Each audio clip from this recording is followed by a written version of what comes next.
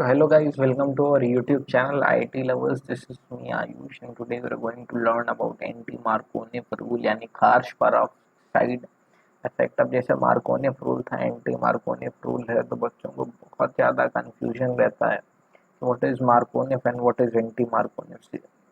So after seeing this session, your all doubts should be cleared। और अभी हम लोग थोड़ा फास्ट कर रहे हैं तो चीज़ें उतनी डिटेल में नहीं बता रहा हूँ, लेकिन चीज़ें जितनी बता रहा हूँ सिंप्लिसिटी के साथ बता रहा हूँ और क्लियर बता रहा हूँ। ठीक है, anti Markovnikov rule and Kharasch peroxide effect. और एक चीज़ और, जो एंटी मार्कोनिफ रूल है उसका मैकेनिज्म मोस्ट प्रॉब्ली अगर आपको पढ़ना, अगर आप 11th के स्टूडेंट हैं तो यू कैन स्टडी इट, अगर आप 12th के स्टूडेंट हो और अगर आप रिवाइज कर रहे हो तो you should I think you should skip it, video skip कर देना जितनी देर के लिए वो चले। एंटी मार्कोनिफ रूल का मैकेनिज्म वो भी बहुत फास्ट रहेगा, वो भी ज़्यादा मैं उसको डिटेल में नहीं बताऊंगा। एंटी मार्कोनिफ रूल का जो मैकेनिज्म है वो क्या होता है, ठीक है। तो है बस उसी की तरह, addition of hydrogen bromide to unsymmetrical alkenes in presence of hydrogen organic peroxide like benzoyl peroxide takes place opposite to that predicted by Markovnic rule. This is called harsh peroxide effect. So harsh peroxide effect, what is say? It used to opposes Markovnic rule. अब ये Markovnic rule को क्या कर रहा है, oppose कर रहा है। So what it says कि जब भी whenever there is addition of hydrogen bromide to unsymmetrical alkenes, कभी भी जब हाइड्रोजन ब्रोमाइड जो होता है वो एल्कीन्स के साथ रिएक्ट होता है, when it is reacted with alkenes, और वो एल्कीन्स कैसे, अनसिमेट्रिकल। सिमेट्रिकल मतलब जो इवन नंबर्स में, अनसिमेट्रिकल मतलब जो ऑड नंबर्स में, ठीक है।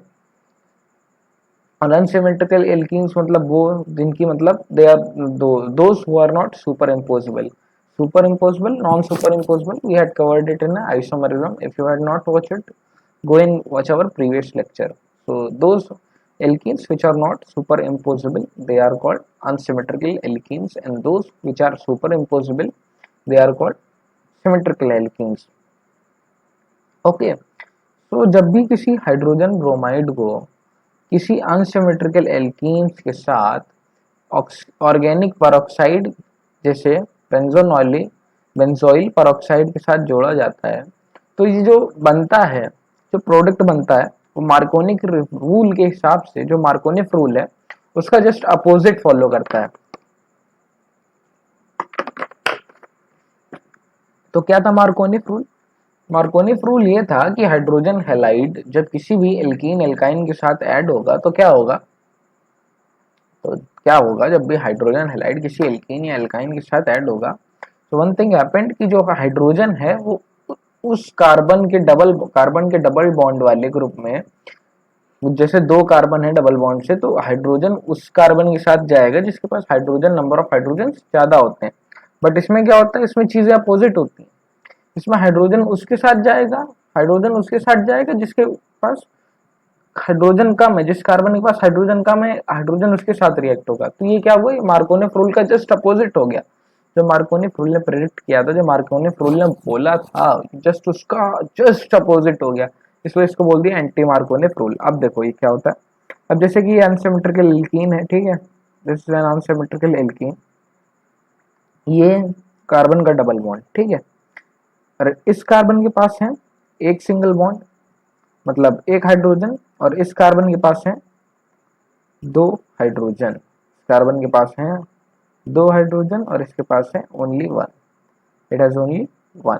तो अब क्या होगा, जब हाइड्रोजन ब्रोमाइड यानी हाइड्रोजन हैलाइड यानी HX, when HX is reacted, और जब पेरोक्साइड नहीं था तो इसने क्या फॉलो किया, इसने वही रूल फॉलो किया, इसने मार्कोनिक रूल को फॉलो कर लिया, और ये हाइड्रोजन इसके साथ ऐड हो गया, और इसके पास कितने हाइड्रोजन हो गए, इसके पास हो गए 3 हाइड्रोजन, तो ये क्या हुआ, ये यहाँ पे देखो मार्कोनिक रूल फॉलो हो गया। मार्कोनिक rule is right here, मार्कोनिक rule यहाँ तक सही था। बट अब क्या हुआ, अब यहाँ पे रिएक्शन हुई पेरोक्साइड के प्रेजेंस में। जो पेरोक्साइड के प्रेजेंस में क्या हुआ, जो Br था, जो ब्रोमीन था वो ब्रोमीन किसके साथ चला गया, उस कार्बन के साथ जिसके पास हाइड्रोजन ज़्यादा थे, जिसके पास हाइड्रोजन ज़्यादा थे, जिसके पास 2 हाइड्रोजन थे तो ब्रोमीन इसके साथ चला गया, और इसके पास एक ही हाइड्रोजन था तो हाइड्रोजन इसके साथ चला गया, इसके पास 2 हाइड्रोजन हो गए।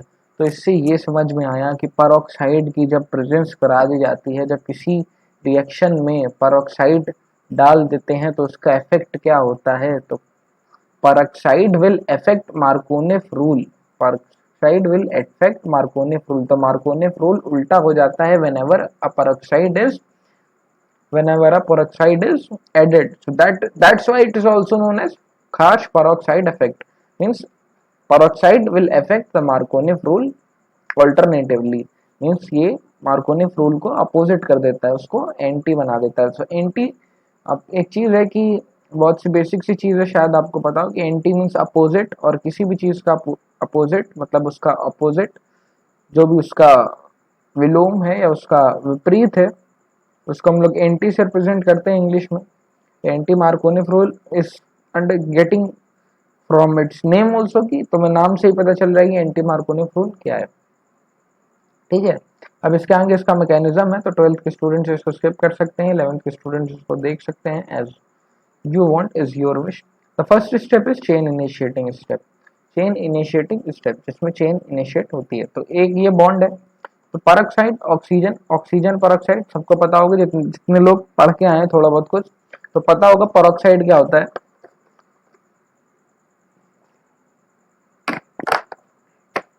ऑक्सीडेशन रिडक्शन चैप्टर 11th में जिसने पढ़ा था, फिजिकल केमिस्ट्री में ऑक्सीडेशन रिडक्शन चैप्टर जितने बच्चे पढ़ के आए हैं उनको पता है कि पेरोक्साइड क्या होता है, ऑक्सीजन पेरोक्साइड क्या होता है। तो ऑक्सीजन पेरोक्साइड ऐसा होता है, इधर एक आर होता है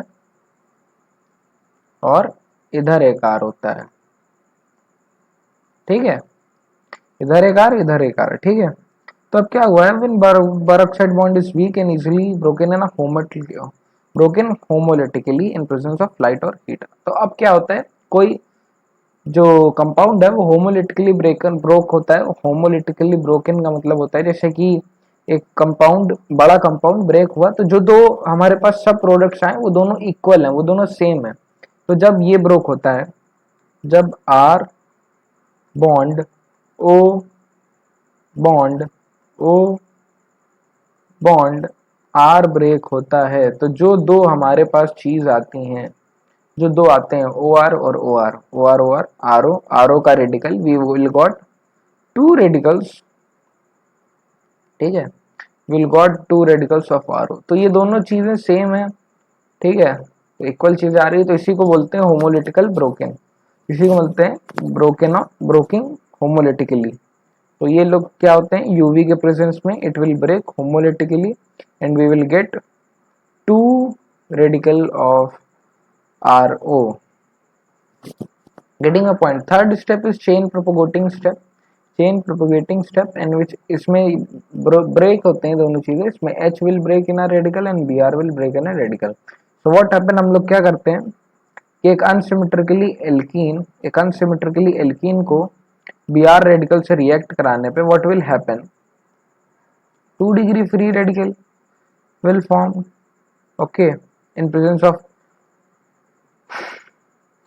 there may be a possibility a 2 degree radical formed, or there may be also a possibility that a 1 degree radical will form, but always if there is a presence of peroxide then a 2 degree free radical is more stable than 1 degree. The third step is chain terminating step. Then let's see what is chain terminating step. अब यहाँ पे बिहार है, ठीक है, अब ये जो हमारे पास रेडिकल बचा था इसको हम लोग यहाँ लेके आए, इसको हमने उठाया और इसको हम लोगों ने HBr से रिएक्ट करवा दिया, इसको हम लोगों ने क्या किया, HBr से रिएक्ट करवा दिया। तो अब क्या है, जो हाइड्रोजन है, हाइड्रोजन गोज विद, तो अब यह देखना है कि हाइड्रोजन किस कार्बन के साथ गया हुआ है, तो हाइड्रोजन उस कार्बन के साथ गया हुआ है जिसके पास हाइड्रोजन कम है, यानी हाइड्रोजन गया हुआ है CH के साथ, तो that is anti Markovnikov effect. अब ये देखो हाइड्रोजन किसके साथ गया, हाइड्रोजन उस कार्बन के साथ गया जिसके पास हाइड्रोजन कम थे, so that is opposite to Markovnic and that is anti-Markovnic effect. Getting my point? So if you have liked this video, please like it, please share and please subscribe to our channel IIT Lovers to get notified about more study videos.